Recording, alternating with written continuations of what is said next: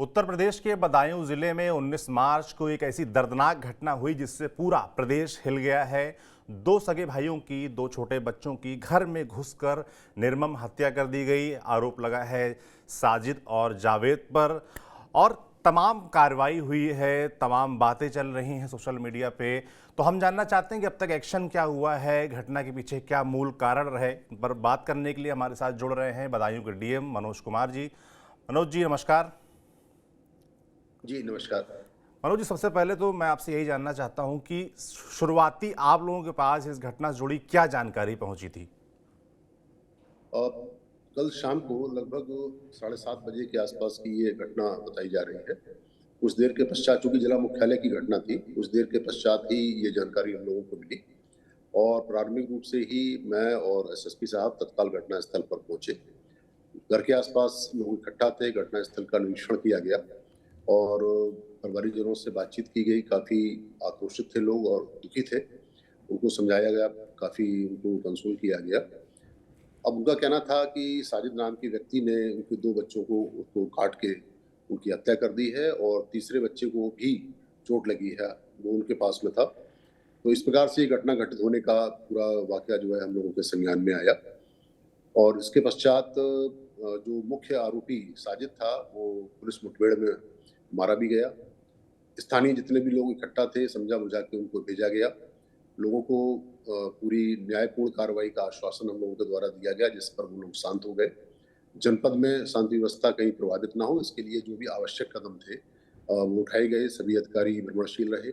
सभी मजिस्ट्रेट्स और जो टीमें हमारी कार्यरत थी, उनको मौके पर भेजा गया। साथ ही जनपद में इलेक्शन को दृष्टिगत रखते हुए जो फोर्स है, उसका मूवमेंट कराया गया।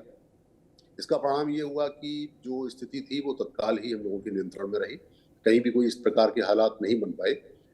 इसके बाद आप सभी के माध्यम से जनपद वासियों से और सभी लोगों से अपील भी की गई। उनको जो तथ्य उस समय तक हम लोगों के नॉलेज में थे, उनसे अवगत कराया गया ताकि किसी प्रकार की अफवाह ना फैले। तो बिल्कुल। इस कुल प्रकार मिलाकर से आप लोगों पूरी ने स्थिति शुरुआती थी। तत्काल एक्शन लेते हुए जो भी लोग नाराज थे उनको शांत करने में और लॉ एंड ऑर्डर सिचुएशन कहीं और ना बने, कहीं और मामला हालात ना बिगड़े, इसके लिए शुरुआती कदम उठाए।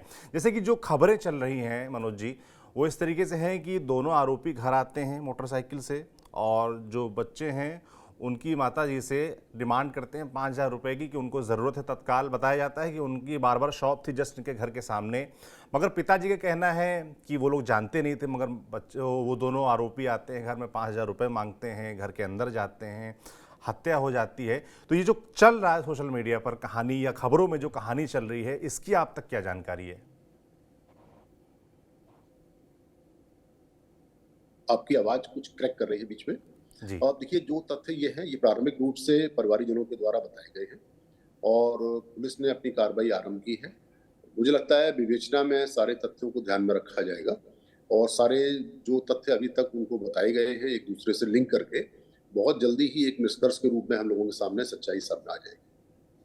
आप कह रहे हैं ये जांच का विषय है, अभी विस्तार से जांच होगी, विवेचना होगी, एफआईआर दी गई होगी। मुझे लगता है आपके सामने में एफआईआर आई होगी जो पूरा परिवार की तरफ से दी गई। उस एफआईआर में क्या कुछ बताया गया, क्या आरोप लगाए गए।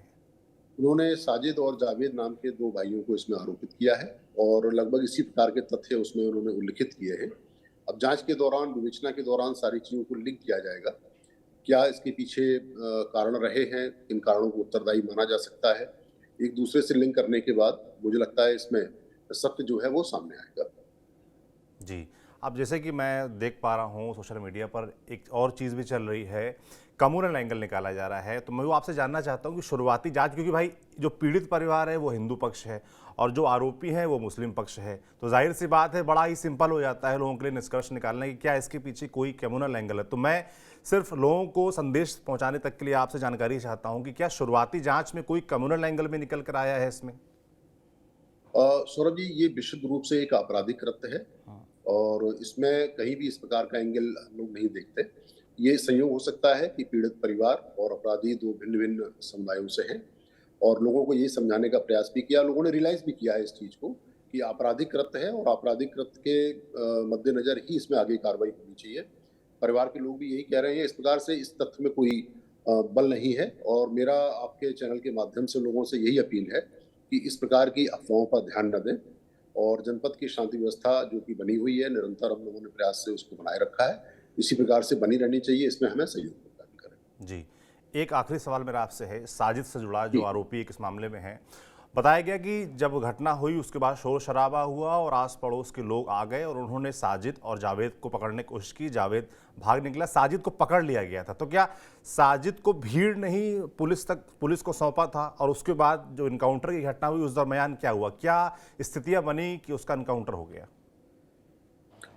ये इसके लिए हम लोग मजिस्ट्रियल इंक्वायरी करवा रहे हैं जी। और ये चीज़ जांच में जो वहाँ पर लोग उपस्थित थे, किस प्रकार से कहाँ से उसको पकड़ा था, कहाँ पर वो ले जाया गया, भीड़ ने क्या किया, क्योंकि जब हम लोग घटनास्थल पर पहुँचे थे, उस समय तक उसको वो ले जाया जा चुका था। तो इस पर अभी टिप्पणी करना मुझे लगता है कि ये उचित नहीं होगा। ये एक जाँच का विषय है और जाँच के निष्कर्षों का हम लोगों को इंतज़ार करना चाहिए। बिल्कुल। तो काफ़ी कुछ इसमें ज़ाहिर-सी बात है कि कल मामला हुआ है तो काफ़ी चीज़ जाँच से जुड़ी हुई हैं और जाँच में जो निष्कर्ष निकलेंगे उसके आधार पर ही आगे कार्रवाई। आगे का प्लान ऑफ एक्शन क्या है इस पूरे मसले पर एक बार जाते-जाते आप बता जाइए?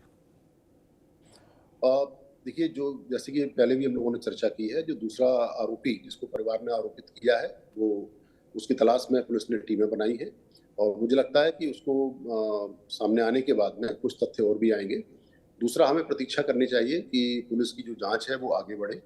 साक्ष्य और बयानों के आधार पर जो वो निष्कर्ष निकाले, उसके आधार पर हमारी जो विधिक कार्रवाई है उसके लिए हमने आश्वस्त भी किया है परिवारीजनों को और वो आश्वस्त दिखे भी। जो भी न्यायपूर्ण कार्रवाई है वो निश्चित रूप से हम लोग करेंगे। इसके अलावा हमारा एक उद्देश्य भी है और आपके माध्यम से मैं पुनः अपील करूँगा सभी लोगों से कि अफवाहों पर ध्यान न देते हुए पूर्ण रूप से शांति व्यवस्था बनाए रखने में हमें सहयोग प्रदान करें। बिल्कुल। बहुत धन्यवाद मनोज जी, आपने समय निकाल कर इस पूरे मसले पर हमें जो भी जानकारी अब तक आप तक थी पहुँचाई। बहुत धन्यवाद आपका। बाकी बदायूं से जुड़े और भी जो अपडेट्स रहेंगे इस पूरे मसले पर, इस घटना पर, जो अफवाहें उड़ रही हैं उनके खिलाफ जो भी जानकारी हमारे तक आएगी वो आप तक हम पहुँचाते रहेंगे। आप देखते रहिए TV9 डिजिटल। शुक्रिया।